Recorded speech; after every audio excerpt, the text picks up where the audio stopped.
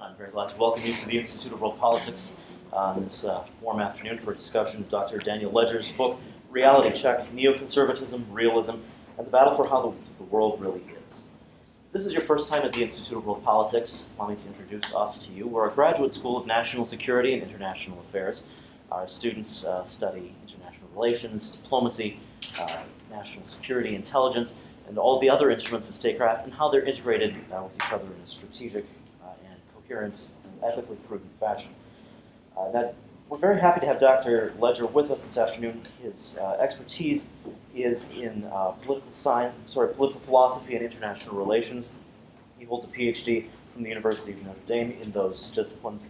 He's currently the head of strategic planning and client services for, is it Acre Capital? Acre, sorry. Yeah, no. Acre Capital Management here in Virginia. And unfortunately, we weren't able to have copies of his book available for sale, but you should have a card with a link to purchase his book on Amazon. Without further ado, Dr. Ledger. Thank you. Thank you very much. Thank you, everybody, for attending. There are two quotes from my book that I've always enjoyed. The first is from Irving Kristol, and the other is from Albert Wohlstetter. From Kristol, we learn that foreign policy, unlike domestic politics, is peculiarly susceptible to galloping abstractions. And from Wohlstetter, we learn rhetoric has an effect even on rhetoricians. Why are these relevant? Because in times of crisis, those who are entrusted by us to lead often fall back on their own galloping abstractions and act upon them. People believe what they say, and sadly, in some instances in human history, they end up doing what they say. I wrote this book ostensibly about the neoconservatives, so I'll start there, but please bear in mind that what really motivated me was the connection between common sense and politics, as well as philosophy and science, and today, having worked in the investment business for 13 years, between common sense and investing. Neoconservatives are just as comfortable advocating the use of military strength in pursuit of the strategic aims of the United States as they are in writing in universal terms of right and wrong. They are, as a whole, unashamed of associating moral rightness with the cause of the United States in the West, in either its Cold War ideological battles with communism or in its more recent confrontation with radical Islam.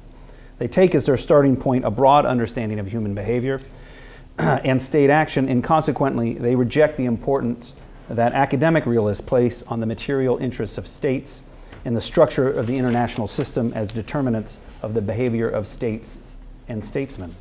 Neoconservatives find these concepts to be poorly defined and otherwise lacking in appreciation for history or for the everyday passions and motivations of individuals and states. They also find the emphasis that some of the more academic traditions like neorealism place on methodology and a stringent form of propositional logic, ill-prepared to capture the political and moral issues involved in crafting an effective foreign policy. Neoconservatives tend to eschew the intellectual abstractions necessary for the construction of a theory of international relations. They, as a group, choose instead to write in a very basic, non-technical style, securing their arguments on common sense and a belief in a shared reality, accessible to all. This approach distances them philosophically from the moral relativism of the more mainstream traditions. It also points to contrasting assumptions about the world, state behavior, and human nature. Critics have long characterized neoconservatives as opportunistic in their frontal assaults on public and foreign policy, deficient somehow in doing the hard work on developing a comprehensive political philosophy. For many of their critics, neoconservatism is just a sophisticated form of partisan argument. The impression that neoconservatives lack a comprehensive political philosophy is furthered by the manner in which some of its founders have chosen to characterize their approach. They have been reluctant to call their approach a movement or to accord it the status of a theory. Instead, they have referred to it alternately as a set of attitudes, a persuasion, a sensibility, or a tendency.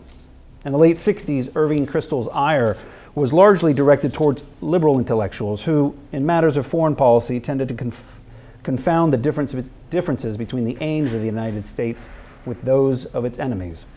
For Kristol and others, the views of liberal intellectuals led directly to a reemergence of U.S. isolationism and a pervasive moral relativism, a relativism that informed the policies of détente with the Soviet Union and strategic arms control negotiations under the Nixon administration. Attacking what they perceived as the moral relativism of their opponents has been a consistent theme for neoconservatives since the beginning. And it is a theme that became widespread among many who were formerly staunch defenders of the left in the United States, a left that in their recollection was resolutely anti-communist and willing to defend the moral cause of liberalism on a global scale, but which over time lost its confidence and its moral bearing in the radicalism of the 1960s. Its unique blend of American exceptionalism and realism took concrete form in the policies of the Reagan administration and its rejection of détente. Neoconservatives were the first to call for a hard line with the Soviet Union, with the goal not of managing the Cold War, but of winning it. The thrust of their opinions, as much as their specific policy proposals, were attacked as hopelessly out of touch by the bien-pensant centrist foreign policy community at places like the Council on Foreign Relations and the State Department. But neoconservative opinions and policies proved prescient as the Cold War ended in total victory. The debate over arms control is illustrative of the divide between neoconservatives and their opponents. Arms control enjoyed widespread support through the 60s and 70s by those who found in it a certain strategic simplicity and moral clarity. At the center of this debate was the question, how absolute a weapon is the atomic bomb? If the bomb were absolute in deterring offensive actions by our enemies, this would mean that complex defensive strategies were pointless. And if absolute, reason demanded respect for the balance of terror, stalemate by not engaging in an antagonistic arms race. Albert Wohlstetter challenged the notion that deterrence was automatic and chose instead to emphasize the logic of preemption in the inherent delicacy to the nuclear balance of terror. Wohlstetter was openly critical of a defense strategy that relied on simply matching or overmatching Soviet weaponry, not, as is frequently said, because only a few bombs owned by the defender can make aggression fruitless, but because many cannot. His students became famous for attacking the fallacy of mirror imaging, which they understood to be implicit to the policy arguments supporting arms control. The fallacy was founded, in their opinion, on a peculiar assumption about the rationality of Soviet leaders, one that limited the scope of Soviet ambitions to self-defense similar to that of their American counterparts. Most realists enthusiastically embraced arms control. Hans Morgenthau, for instance, held the view that the bomb was absolute and any attempt to reconcile the irreconcilable was pointless and strategically flawed, whereas conventional military strategy emphasized intense preparation in order to fight and win wars. And while this strategy fits with common sense, according to most realists, nuclear weapons do not conform to traditional ways of thinking, and therefore nuclear strategy requires a counterintuitive approach away from the emphasis on winning and towards an emphasis on mutual loss. The only sensible policy for most realists then was one of arms control and mutual assured destruction, MAD theory, as only a policy of arms control mitigated the reciprocal fear of surprise attack in Schelling's famous phrase. The larger foreign policy community also embraced arms control, so much that it took on the quality of a moral absolute, tantamount to salvation in the words of Jeane Kirkpatrick, whereas for neoconservatives under the tutelage of Albert Wohlstetter, the logic of arms control and MAD theory was not only a strategic mistake, but also dubious as a moral proposition, as it violated a basic tenet of morality to not put oneself in harm's way. As for Nixon and Kissinger's policy of détente with the Soviet Union, while possessing none of the self-conscious opposition to the powers that be, as evidenced by the liberal intellectuals on the left, it represented a moral and strategic mistake nonetheless, as it failed to take seriously the intractable evil of communism by trying to negotiate the non-negotiable. According to Norman Podhoretz, it failed fundamentally to appreciate the nature of communism and communist regimes, believing that despite their tyranny, the United States could do business with them. For neoconservatives, only a theory of international relations like Kissinger's realpolitik, with its aim to replace morality in the formation of foreign policy with a resolute moral agnosticism, could make such an elementary mistake. For neoconservatives, the common thread running through détente and arms control, as well as the unifying principle of the new class of public intellectuals, is a belief that world peace and stability is attainable only by way of a profound relativism of thought and morals. In lieu of making a moral stand against an intractable enemy, détente teaches us to put aside our differences and get along. To put aside differences as profound as those between the US and the Soviet Union required, according to the neoconservatives, a belief that morality is unimportant, or at most, a kind of propaganda suitable for domestic purposes only. In lieu of a strategic arms policy that takes as real the political differences between the superpowers and is thus structured internally to prevail over the enemy in the event of a future armed conflict, the policy of arms control teaches instead a belief in the homogeneity of human ends, survival above all else, and leads to the conclusion that reason dictates the adoption of a single policy.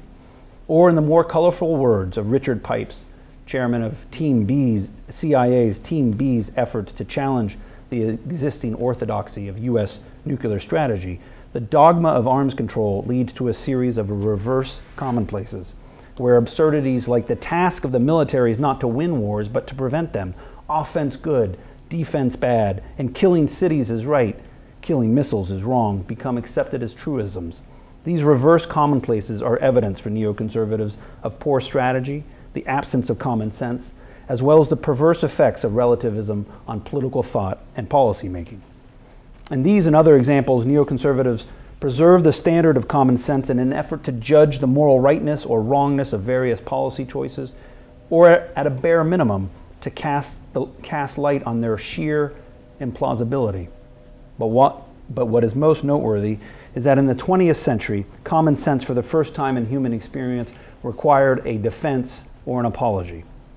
Why does common sense require an apology? Surely reasonable human beings may disagree at the margins, but common sense does not present so great a challenge that reasonable men and women cannot agree on its existence or relevance to politics and everyday life.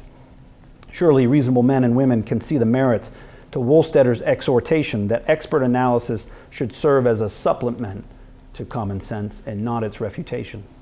In my chosen profession, where Wall Street regularly convinces investors to pay a great deal of money for counterintuitive outcomes, like paying more for the privilege of earning less, but to do so with less volatility, I like to say that this requires highly analytical students, years of study at the very best schools. It ain't cheap, and this is no less true for politics. At this stage in my book, I turn my attention to the writing of Leo Strauss, the great 20th century political philosopher who spent much of his time defending Aristotelian political science against what he called the new or modern political science. Irving Kristol once remarked on how he reveled in the intellectual shock of reading Strauss, describing it as a once-in-a-lifetime experience. During the run-up to the war in Iraq, thoughtful commentators focused most of their attention on Strauss's teaching regarding the concept of regime. Strauss's concept of regime came from his readings of Plato and Aristotle and pertained to the way a political order informed and was itself informed by the character of its citizens. A state's regime does not pertain to the institutional structure of its government, but rather refers to the psychology of the place, its habits, and its customs. Importantly, Strauss resurrected the concept of tyranny, a regime common to classical political philosophy, and commented frequently on the inability of modern political science to recognize it for the evil it presents. One of the more obvious conclusions to the concept of regime is that different regimes will implement different foreign policies, and thus with regards to understanding international politics, the internal composition of a state's politics, its regime, must form a critical part of any study. Though the concept of regime is important to the formation of neoconservatism, it only skims the surface of Strauss's contribution. Critically, he provided a philosophical defense for the rejection of moral relativism that is otherwise lacking from the more intuitive and visceral reaction to détente, arms control, and the new left by Irving Kristol and others. Strauss begins his defense of common sense by agreeing with modern political science on one thing: political science is an empirical exercise. This, he explains, is a demand of common sense. After all, no one can say anything meaningful about this or that political event without looking at it. But modern political scientists have a very different understanding of what constitutes an empirical statement than did their predecessors who followed in the tradition of Aristotle. Modern political scientists are committed to empiricism as such, which for Strauss is founded on the explicit assumption of a specific epistemology. Put differently, empiricism is a theory based on the recognition of the naivete or inadequacy of common sense or a pre-scientific understanding of the world. Common sense understanding, Strauss tells us, is understanding in terms of things possessing qualities. My own definition is that common sense is that instantaneous ability to recognize the givenness of things. But empiricists are unhappy with this definition of things, as they contend that what is perceived or given is only sense data, and the things which to common sense are presented as given are in truth constructs. Scientific understanding, therefore, comes into being when the naivete of the pre-scientific is fully recognized and understanding by means of unconscious construction is replaced by understanding by means of conscious construction. Unconscious constructs are ill-made, for their making is affected by all sorts of purely subjective influences. Only conscious constructs can be well-made, perfectly lucid, in every respect the same for everyone, or objective. The mental gymnastics performed in the name of objectivity are legendary in the study of what is known as international relations theory. We saw in our brief review of arms control how in the nuclear age a counterintuitive and clever emphasis on the reciprocal fear of surprise attack, the he thinks we think, he thinks we think, he thinks we think he'll attack, so he thinks we shall, so we will, so we must, can lead to those reverse commonplaces of offense good, defense bad. In the annals of counterintuitive theories which flip human nature on its head, nothing, however, compares to academic realism in its quixotic quest for peace. Academic realists, to a theorist, present themselves as cold, hard-headed, calculating people, but in reality they are sheep in wolves' clothing. To my knowledge, there is not a war in recent memory to which they've lent their support. Instead, they typically appeal to something called robust diplomacy. John Mearsheimer famously wrote an op-ed in the New York Times in November 2001, calling for robust diplomacy with the Taliban a week or two before the fall of one of the most odious regimes the earth has ever known.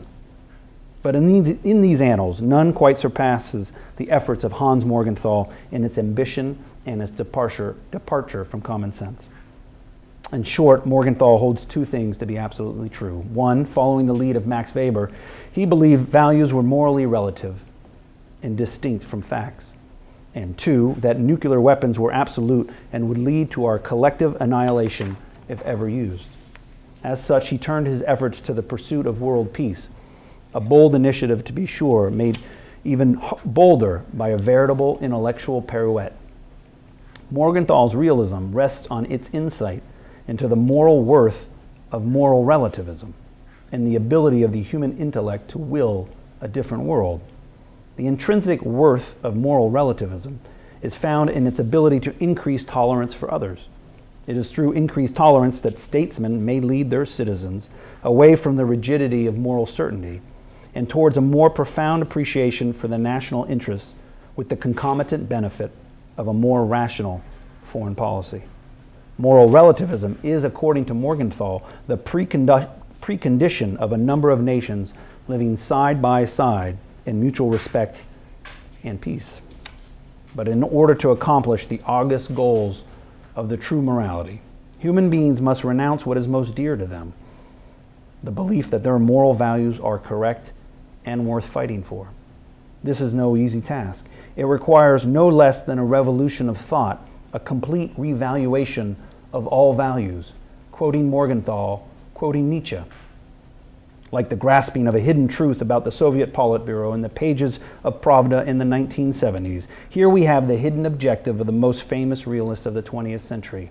For the sake of world peace, a Nietzschean revaluation of all values is necessary. With the relativism and moral instruction of Hans Morgenthau as backdrop, the meaning of Strauss's charge in Natural Right and History that many social scientists of our time seem to regard nihilism as a minor inconvenience, which wise men would bear with equanimity, since it is the price one has to pay for obtaining the highest good, a truly scientific social science, becomes clearer. One might go a step further and add, in the context of Morgenthau's theory of international morality, moral relativism is the going price one has to pay for obtaining that highest good, world peace. By mid-century, empiricism, or positivism, was dead as an intellectual movement, collapsing under the weight of criticism by Strauss, Thomas Kuhn, and the historicists. But it would be a mistake to think that things improved from the standpoint of common sense. In fact, many social scientists would embrace an even more relativistic perspective regarding the very existence of reality, moving aggressively to leave behind the so-called barren hypothetico-deductive approach of empiricism or positivism. This new movement would become known as neopositivism. For Kenneth Waltz, the most influential international relations theorist of the late 20th century, this was a welcome move. After all, data never speak for themselves, Waltz tells us. What we think of reality is itself an elaborate conception constructed and reconstructed through the ages. Theory is not an easy thing because it is neither intimately bound to the observable world, nor is it the child of induction, logically following from facts or the discovery of certain laws of behavior. If we could apprehend the world that interests us, Waltz writes, we would have no need for theory. Rather, theory is understood to be like a picture mentally formed of a bounded realm or domain of activity. Theories are purely nomological in this regard. They are constructs of the mind that must be measured in terms of their utility and not in terms of their mirror-like reflection of reality. The beauty of logical positivism, and what helps explain its lure for social scientists over the year, was the inductive ease with which a theorist might move from laws to the construct of a general theory. For Waltz and neopositivists generally, this vision of theory is outmoded.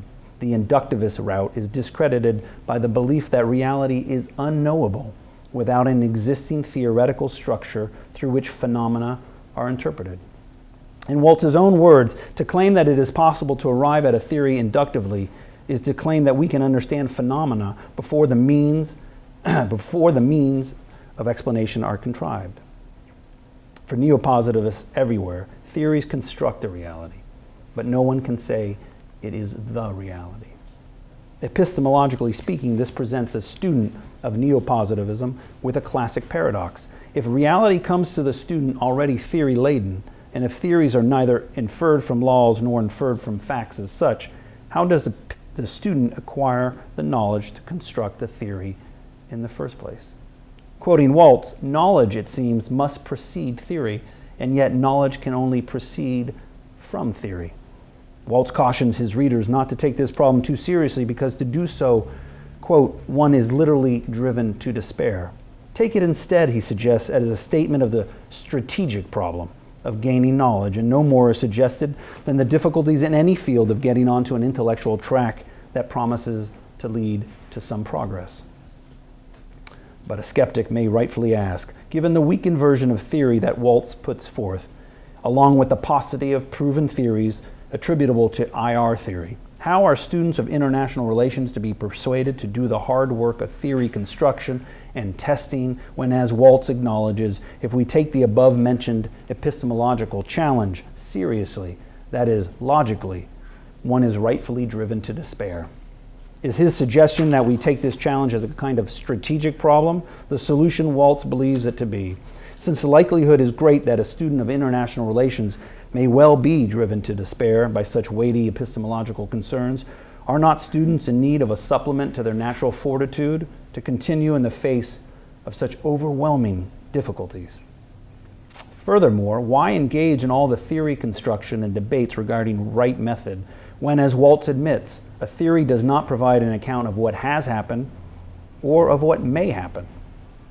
As luck would have it, Waltz gives us some insight into his true motivation. He writes, "The urge to explain is not born of idle curiosity alone. It is produced by the desire to control, or at least to know if control is possible, rather than merely to predict." Bearing in mind the explanatory and predictive shortcomings of theory for Waltz, the effort to control may be rightfully assumed to be a primary motivator for students of international relations. But in what sense does Waltz mean control? Well, the theories that neopositivists come up with, like balance of power, remain divorced from reality and untestable in any direct sense of the term. They may control international relations in at least two ways. First, it is inescapable fact for neopositivists like Waltz and Mearsheimer and others that theory controls definitionally. For what we perceive through our common sense as reality really comes to the observer already wrapped in theory. Secondly, theory can control in practice. That is to say, if a majority of students of international relations, along with practitioners of politics, statesmen, and citizens, come to accept the definition, say, of what neorealism tells us about the concept of the balance of power, then this newly acquired theory-laden reality logically controls the way in which events are understood and reacted to. The implications of the strategic problem to which Waltz referred can now be more fully appreciated. Earlier, this problem referred to the epistemological and practical challenges to theory creation and its application. But now the strategic problem assumes a larger significance. If the strategic goal of IR theory remains a hope for peace, as Waltz, like Morgenthau before him, despite his moral agnosticism, claims, and if this hope for peace has historically led to all types of utopian efforts, such as pleas for world government, then the challenge in this larger sense is to discover or effect the means for which the most useful theory may gain sufficient acceptance such that it becomes operative in a concrete way for students and practitioners of international politics, therewith making the goal of peace a reality. The traditional political means for gaining such acceptance was once unapologetically called propaganda. But for Waltz, it takes the form of a strategic problem. Perhaps one might say the strategic problem for 20th century international relations theory. In light of Morgenthau's proposed Nietzschean revaluation of all values and Waltz's strategic problem, what, dear speaker, you ask, is the role of common sense to shaping a moral and coherent foreign policy? Common sense would first permit us to observe what is obvious to all. Human nature is varied, and people have many motivations. In the age of the suicide bomber, self-preservation, the foundation to all modern social science theorizing, may not be the best guide in judging the motives of our adversaries. We might further add, without too much effort, the belief that not all values are equal, that some are clearly of higher quality and others are to be condemned unequivocally, universally, and by name. Third, guided in our efforts by common sense, we may rightfully place a higher burden on the overly technical and stringent propositional logic common to academic traditions and the clever and counterintuitive mental gymnastics of many public officials, and in its place favor a language that the average person can understand and relate to. Because in a democracy, the perspective of the average person is sovereign. It also has the virtue of being closer to the truth on most political matters. Lastly, we would develop an appreciation for the fact that philosophy, science, and strategic thought is impossible without a grounding in common sense, nor are its conclusions politically achievable without in the end being translated back into the language of common sense. In the world of investing, the natural parallel is Warren Buffett, an exemplar in the art of writing clear, precise shareholder letters in a common everyday prose that makes complex investment and business activities seem simple. Berkshire Hathaway is a $350 billion conglomerate, and with a little less thought, could be a confounding mess to most shareholders. Instead, it is a paragon of clarity and brevity. Exhibit A, if you will, in what is possible when great minds take the time to get to the essence or givenness of a thing. Thank you.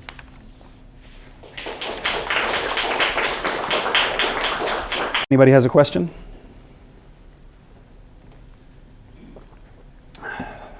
Yes, sir. First of all, my name is Jim Root, an independent researcher. In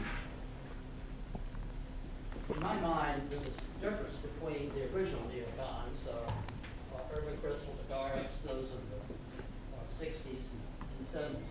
Right. And then the more current ones, and I'm thinking of those in the Bush administration who Right.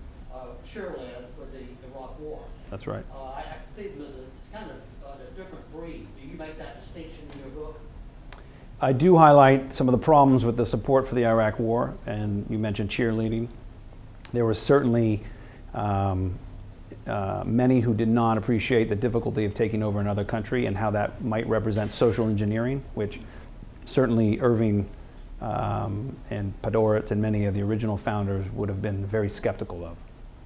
That said, in fairness, the Bush administration was comprised of many people, including a good old-fashioned realist like Don Rumsfeld, who didn't really care that, didn't really believe that they needed to keep that many troops and kept the troop number down. And many neoconservatives, like Irving Kristol's son, Bill, advocated an increase in troops within months of the invasion. In fact, you probably find a record that before the invasion, they thought they would need more troops.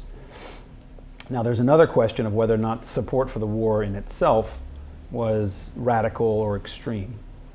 But it's important to go back to the time, because the war was supported by 70% of the American people, and almost everyone in Congress and the Senate that was given a chance to vote, with the exception of Ted Kennedy, voted for it, including Hillary Clinton and anyone, Jim Edwards, all the former Democratic, challengers back in '08, except for Barack Obama, of course.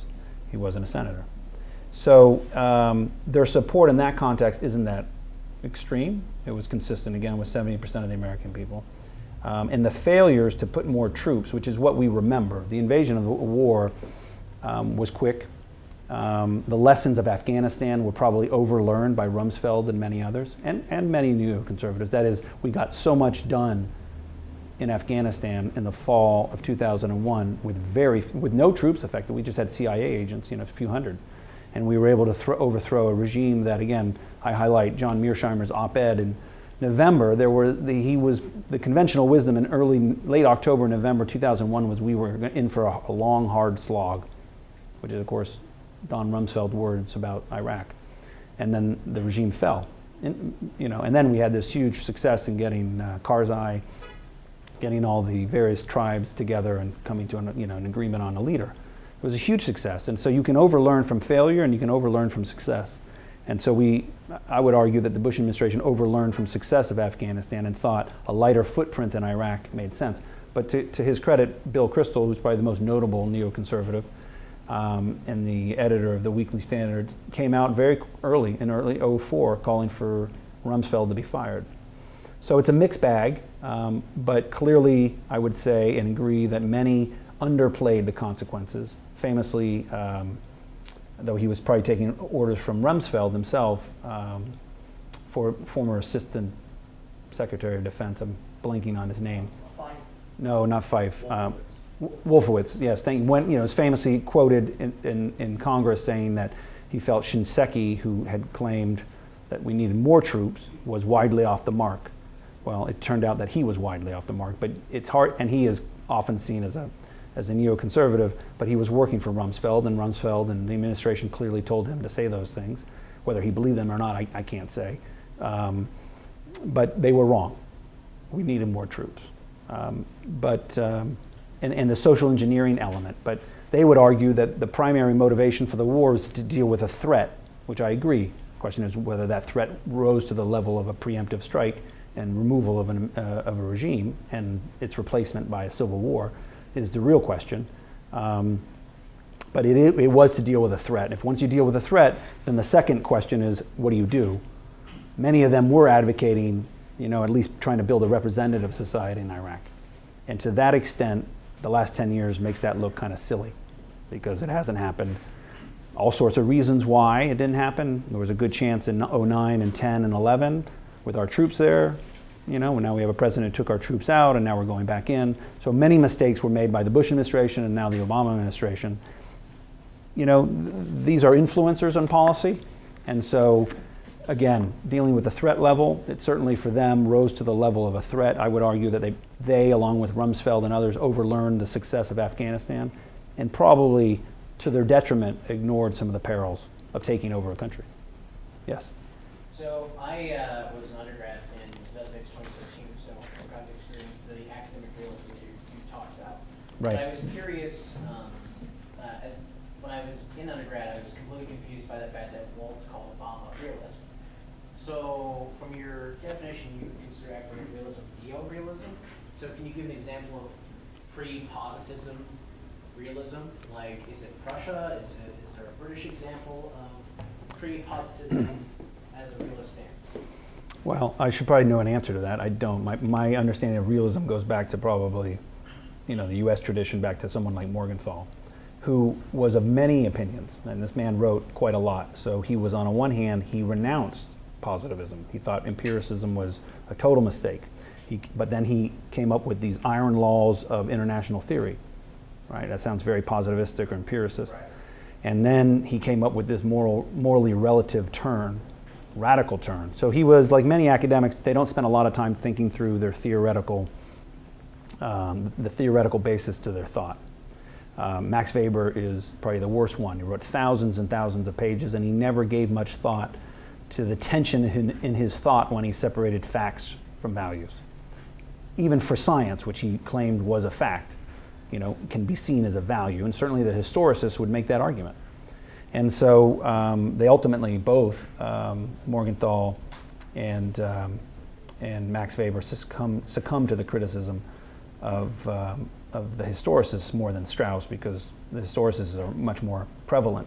But I would say that Morgenthau was of both minds, or maybe all minds, because the one thing you have to remember with many academics, when they talk about day-to-day politics, they have to enter the realm of common sense. They leave whatever their abstractions are over here, their galloping abstractions, and they come down and they have an opinion. And sometimes they have a very good opinion. Previous lecture, somebody highlighted Morgenthau's opposition to doing anything about the invasion of Finland at the time, which echoed Churchill's warning. Fair enough. But what's interesting when you study them, and if you're going to do something academic, you want to try to understand what the core is to their thinking. There you find a bit of a confused mess at times, but I think I fairly represent Morgenthau, that he ultimately settles on this kind of the beneficial side of moral relativism and the attributes that it has that could help, in his very counterintuitive way, create a situation that's less dangerous for humanity. Going back to my question, Yep. though, is there an example you can give of a realist? I mean, you say Morgenthau's of all minds. He's not a realist then.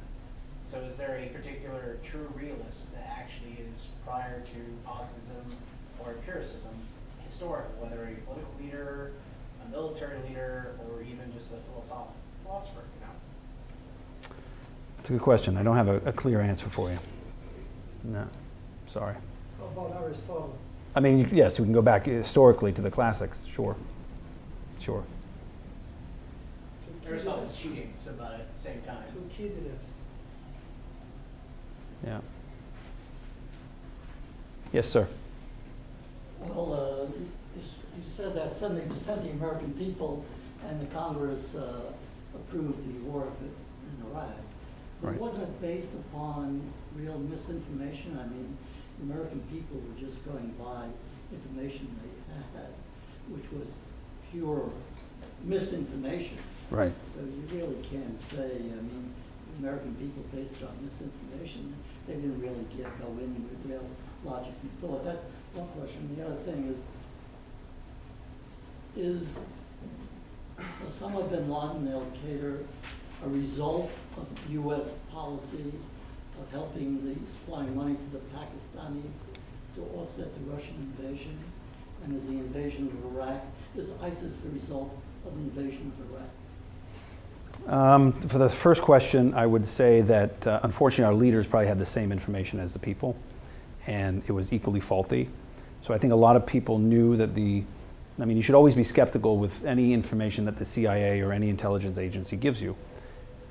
But it was, in all my study of the issue, I've only found one person, Hans Blix, to say that only one person in his experience confided to him at the time that they were dubious of the intelligence, and that was Francois Mitterrand of France. Privately told Hans Blix he thought the information that his own intelligence services, as well as every other intelligence service, that Saddam Hussein had these weapons of mass destruction, was bogus.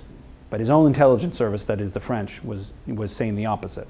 The British said the opposite, the Germans said the opposite, the Americans said it. Everybody believed it, because it made quite a lot of sense. After all, he did use poison gas on his own people. So, do you have any centrifuges in Iraq to purify the uranium? I don't know. I do know that the New York Times has done a series of articles in recent weeks and months about U.S. soldiers being exposed to weapons of mass destruction and not being treated for it. And I do know that they also did a series of articles on the U.S. buying weaponized gas, and so forth, chemical weapons from someone in Iraq, and they purchased 6 or a small number of missiles that had been weaponized. So clearly it existed to some small extent. He had it at one point. You expect too much of your leaders if you think they can go much beyond that. If you read, look at the CIA's success in predicting the Indian development of a nuclear weapon, or the Pakistanis, or the AQ Khan network. They were completely blind. And they're completely blind to the challenges we face today. You should have very little confidence. I know Hollywood puts out 2 images of our government. One is omniscience. They know everything. They know what we're all doing at every time. And then complete incompetence. It's somewhere in between. But I know it's a huge political debate that he lied. I just, that's a political debate, and it sells, it gets votes. But the reality is Obama himself is struggling with, to the extent that he pays any attention to these issues, he struggles with intelligence, because the intelligence community always brings their best estimate, which is a product of groupthink, and bureaucracies almost always get it wrong. And certainly in forecasting. Forecasting's hard, but if you get 12 people, smart or stupid, in a room, you're going to have a horrible product. You might actually have a worse product if everybody's highly trained and very intelligent, if our history is any basis. So it's a political issue, and I don't want to get too much into it, but I've always felt that was a bit unfair to suggest that the leaders of the free world, not just Bush, but everyone, were duplicitous, that they were only giving us half a story. They gave us the whole story to the extent that they could share it, and it just wasn't a very good story. It just wasn't accurate. For your other question, I'm not an expert in that. I don't know exactly how Al-Qaeda came out. As for ISIS, clearly that's a result of a number of factors.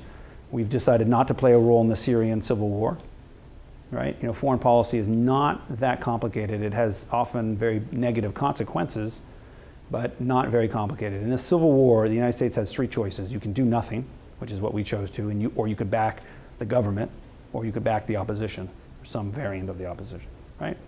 We chose to do nothing, but doing nothing is a moral and strategic choice. The consequence of that, if you look at the New York Times today, is one of the worst migration crises, and one of the worst humanitarian crises the world has known since World War II. So it's interesting to me to contrast last decade, which many people would say, my God, it was an epic disaster. Iraq was in a civil war. We had all these troops dying. True, we lost 4,500 to 5,000 troops in Iraq. That's a horrible thing. On the other hand, there was one civil war, and we had 100,000+ US troops. We could do something about it, and ultimately we did. Today we have 5 civil wars. We have very few troops. We have 3,000 in Iraq. They really can't do very much. The president doesn't want them to do very much. And you have, I think the number was 14 million people that have been displaced, mainly through Syria. That's unbelievable. That's World War II-like. And we have a progressive liberal president who is, I think, accurately called a realist in this instance. I think being a realist is pretty easy, since, as I highlight, most realists argue to do nothing. So just do nothing and sit on your hands, but it doesn't change the equation. If you actually care for the people of the Middle East or any region, doing nothing is a moral choice with horrible consequences in this decade. I would argue, and history will see this way, this decade is going to be viewed as much worse than last decade, notwithstanding 9/11, notwithstanding the civil war in Iraq. But as for Al-Qaeda's origins, I know probably less than you do. Yes? You may have touched on this, but I was hoping you could expand a little bit. Sure. If the neocon Cold War strategy was embodied in the Reagan administration, what would be their strategy for the Islamic terrorism today? It's a good question. You hear many people criticize the current administration. I think the policy would have been a continuation, in first instance, a continuation of 70 years of U.S. foreign policy, which was in any instance where we won a war, and whatever you think about Iraq, we did win. We both won the invasion, and we ultimately won the occupation. It was stable in 08, 09, 10, and 11. You would keep U.S. troops there in some size. We did that in Japan. We did that in the Philippines. We've done that in South Korea. We did it in Germany. And none of those areas are aflame, or they never experienced another civil war or what have you. So clearly a very successful history of foreign policy that every president, right, Democrat or Republican, followed.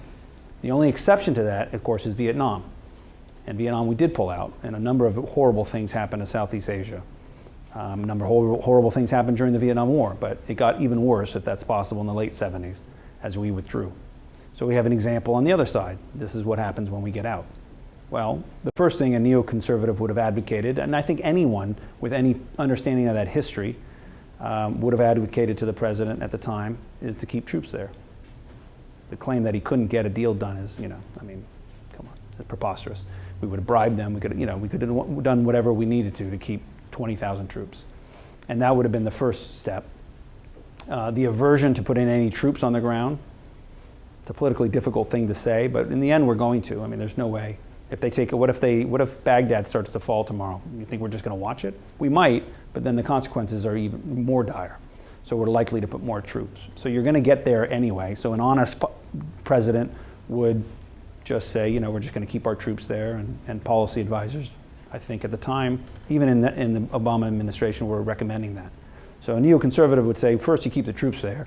Secondly, you don't have this aversion to using combat troops, which can be just, special forces embedded with the Iraqis, which clearly they need some assistance because they keep losing when they outnumber the enemy 10-1, which is not a very good outcome, clearly.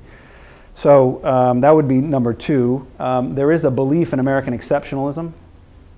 There is the notion that the U.S., if involved in parts of the world, generally speaking, the outcomes are better than worse. I think history since World War II supports that. Many on the left would argue the opposite, but as I gave some examples, you don't have too many examples that support a better outcome when the United States is not engaged or when the UN takes the lead. Yugoslavia is the other example where the U.S. didn't lead. The UN kind of did its thing. Slaughter went on for many years until we ultimately bombed Serbia.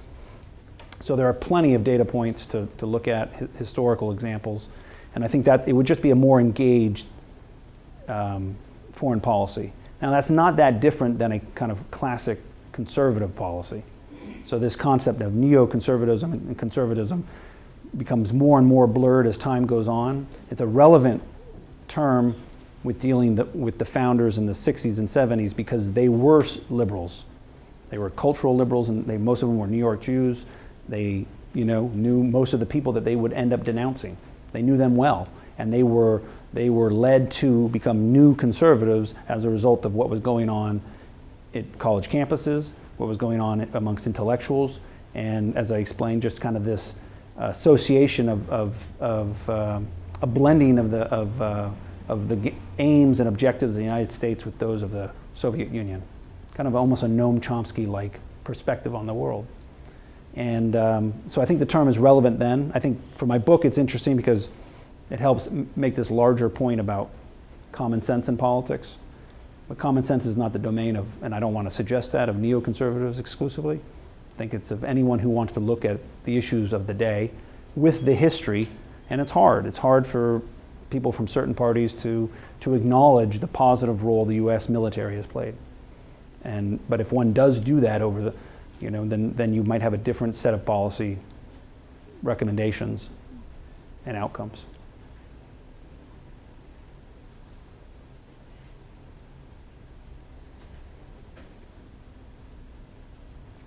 Is that it? Thank you very much. You have a question here? Great. Yes, you said neoconservatism was common sense. At the same time, you argue that realism is something undesirable and it's counter conservatism. So perhaps I am misunderstanding because common sense to me is realism. Mm-hmm. Well, I do make a distinction between academic realists and realists. Are they any? It's an important distinction. Well, if you read any of the academics, you'd wonder where common sense went. Yes. You mentioned Waltz, that's why I asked, because Waltz is outside of reality when I was in Well, he undergrad. was one of the very few left. Very few what? In academia. Very few realists left? No, not realists. Professors one could learn from at Columbia University. Right. And how would you characterize the other ones? The other professors? Insane. Okay. But what would they call themselves? Mainstream. Okay. Well, I mean, you're dealing with a world that, Edward Said. Right. Right. We're talking, Right. No, we're I, talking about my alma mater. right, right. Which is not different than many others. No, that's exactly my point. So your question again? Common sense and realism? Common sense and realism. Well, listen, I mean, at the end of the day, getting beyond labels, I would say common sense could play to both. Sometimes it pays not to get involved, and sometimes, common sense would say you need to get involved. It's a balancing of a number of competing issues. The challenge for the current administration is there seems to be a pattern now of ignoring and denying reality because they're trying to fit things within, a number of preconceptions that the president had when he ran in 2008. You have to give him some credit. He really hasn't changed after 7 years. He has had a sense that the U.S. on balance makes things worse than better, and therefore he favors not doing anything versus doing something, whether it's just getting arms to one of the factions in the civil war in Syria, to keeping troops in Iraq, a number of these things. What's that? Leading from behind. Leading from behind, but that's not necessarily a realist proposition. If I think of a realist, I think of somebody like Brent Scowcroft. He was probably against the first war in Iraq, but I bet if he was an advisor to Obama in 11, he would say, why would you, after that long, hard-fought war, why would you take the troops out? Right? I mean, you didn't do the war, so you don't, you can take advantage of the gains, the very few gains that we got from the war in Iraq, which was a stable regime and one that's friendly towards us. The longer we stayed, the more stable the regime was, but the longer we stayed, the more the Iraqis resented us. Yeah.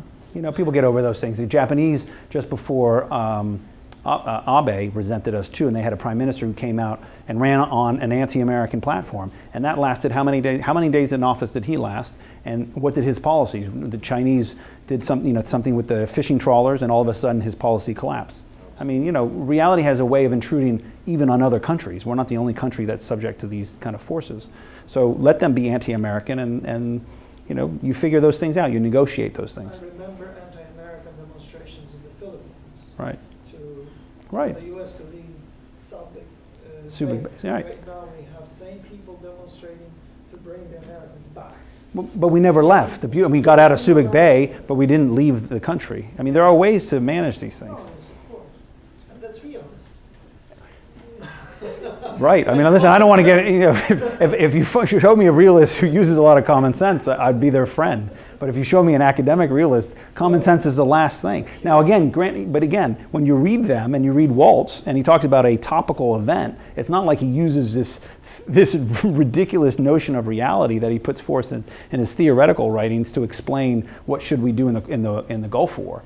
I mean, nobody can make an argument on, literally, no one can actually go through their day-to-day life with the kind of moral relativism and epistemological relativism that these academics show. I mean, how can you actually think reality isn't shared amongst everybody? How can you actually think that reality only comes to us from a theory that was created by somebody, 50 years before us or 500 years before us? I mean, it's absurd. There is so much that happens in our day-to-day life that we all know and we can all see and touch and feel. Now, what do we do with that? How do we, handle that information? That's all interesting debate, but to actually doubt the existence of things, I mean, that's just, one would like to say it's just an academic pastime, but the problem is, ideas have effect. Rhetoric has an effect even on rhetoricians. It's my favorite quote from Wohlstetter. This is a man who the debate back in the early 70s is great because you have all these experts, much like today in climate change and all that. You have all these experts who aren't trained in that science, physicists and chemists and so forth. They're all coming out in support. 98% of the scientists believe that climate change is happening. Okay, 98% of scientists believe that mad theory made perfect sense. And then you got this guy like Albert Wohlstetter. He has another great line. He's like, experts are rarely experts in other fields. So why, just because you're a physicist and you understand quantum theory, you're going to tell us what we should do on nuclear strategy? I mean, Einstein is the creator of the atomic, our understanding of the atoms and of the mass and so forth, the energy within it, and he came out against it. But then he felt bad about it. He wrote all these nasty letters to FDR, and then he was like, "Oh, well, maybe I went too far." You take people it's like listening to celebrities. I mean, they're good at acting. Great, you're a good actor. I like watching you on TV. Then they go off on some rant, like boycott Israel. You're going to boycott the one liberal regime in the Middle East? I mean, you can't make this stuff up. But I realize in our society, these ideas, whether they come from celebrities or academics, have some bearing. So you have to, Strauss says it quite brilliantly. Common sense has never needed a defense before the 20th century. Before the age of ideology, you wouldn't have to defend something like this. But when people can truly believe in Marxism and other ideologies like that, you must defend things that we should all just take for granted. Yes, sorry. I was just wondering if you could say a few words from your viewpoint to how you see the relationship between some of the neoconservative thinkers and the actual military who's out there, for better or worse, tasked with fighting the war. I mean, for example, I'm just to take one specific thing Sure. you were saying about, well, maybe if somebody else had been the advisor, Obama would have left the troops there. But presumably, Obama's actually, of course, he's listening to a lot of different advisors, but he's also listening to his military advisors. Right. I mean, for whatever reason, he got into the surge to begin with. There's some arguments about what real reason there is. But anyway, he got into the surge on some advice and so forth Right. and so on. So, there's this criticism that you sometimes see. I'm not saying I advocate it, but there's sometimes see that says, well, the neoconservatives got, we're sort of pro-war, but if you look at their backgrounds, they aren't coming from a military background. That's right. They're coming from other backgrounds. So in a sense, do they really know what they're advocating? Because, they do for one sense, but do they really understand the implications? And then these things happen. Well, on the other hand, it seems to me if you take, people say over at Johns Hopkins here and Elliot Cohen, it's extremely close to the Pentagon and thinking and, has run a great security program over there. So there does seem to be some sort of fruitful interaction, where, it's not, where there's some feedback loop, for instance, history of American war fighting or going back into the history of warfare, might be helping some of the Army people who are coming up with their different doctrines as one doesn't work. Right.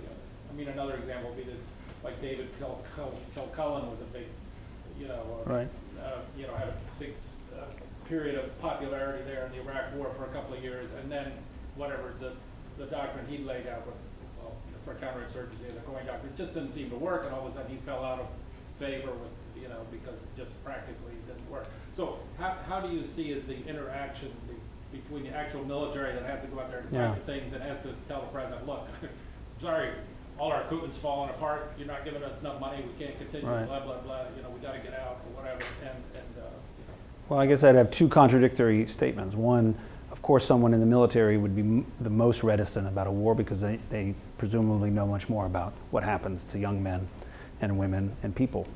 On the other hand, there's no easier way to see a man's common sense evaporate into the heat of the summer than to give him a 4th star. And once you make a 4-star general and put him before the president, they are most likely to mirror what the president wants. Now, in his administration, he did have one person who didn't. That was Bob Gates, but we know he was more and more marginalized as time went on. And looking at the surge in Afghanistan versus the decision in Iraq, it's just a president becoming more mature and able, initially comes in, he's under a lot of pressure to do what the previous administration wanted. That's true for every president.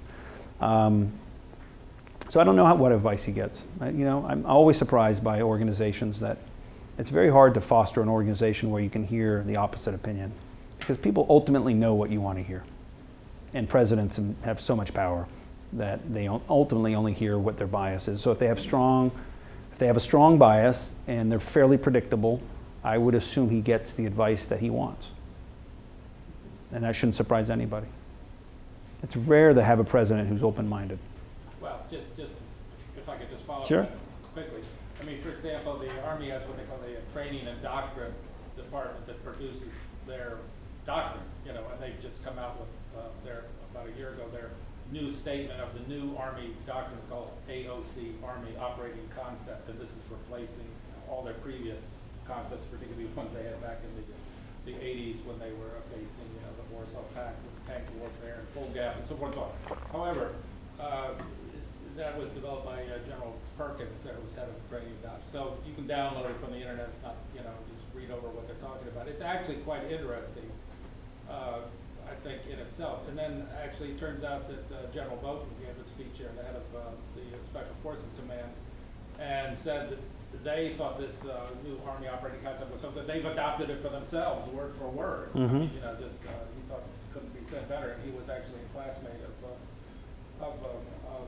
General Perkins at West Point, so forth and so on and so forth. Of course, Bogan is actually an Army general, but that was the words of the man. So, the sort of question would be, where, I mean, you know, I'm sort of going to look into this myself, but where would you see any input from any thinking, and maybe there is, from the, you know, the neoconservative group over the past several decades? It's been so interested in these issues, you know, of America asserting itself around the world and our values, into the actual doctrine that they've come up with for how they're going to try and approach the mess that we're in now, you know, Middle East and so forth and so on, with their new operating. You know what I mean? I mean, are these two things just, you know, it's like you say, off on separate tangents, or is there actually anybody feeding into anybody? That's I'm going to look into. Yeah, I mean, it's an interesting question. I obviously I assume there's a lot of people talking, but as the presidency matures, you start to have more and more people that think like you, and your power grows because you've made decisions early on in your administration which affect your policy choices at the end. So you remove troops from Iraq, you have certain choices. You keep troops in Iraq, you have other choices. And so, you know, you kind of create a reality that you intend or maybe you don't intend, but is a consequence of your actions. You don't choose a side in Syria, you know, 4 years later you have a different set of choices. And just to be a little bit... and so the military would present those to you. Well, Mr. President, you're right, we don't really have a choice. Anything else? Well, thank you very much for coming.